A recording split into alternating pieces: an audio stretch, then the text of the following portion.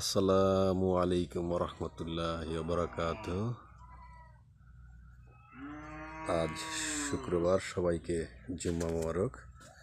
আজ চলে এসেছি যমুনার নদীর পাড়ে, কাকুয়া, একদম যমুনার পাড়ে এই মসজিদটা।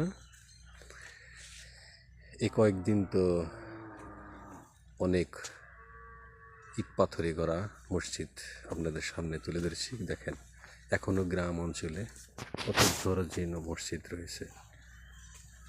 দেখেন, আপনাদের ঘুরে ঘুরে দেখাচ্ছি একদম যমুনার পাড়ে।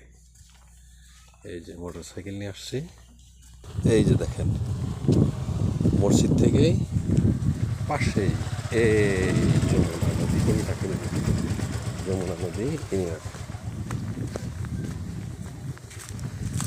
এই দেখেন, এই নদীর পাড়েই মূলত এই মসজিদটা অবস্থিত। এই দেখেন যমুনা নদী,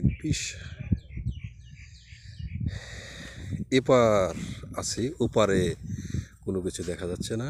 এই দেখেন যমুনার মাঝখানে কিছু সরিষা, দেখেন বিশাল দুগু দুগু, কিছু দেখা যাচ্ছে না।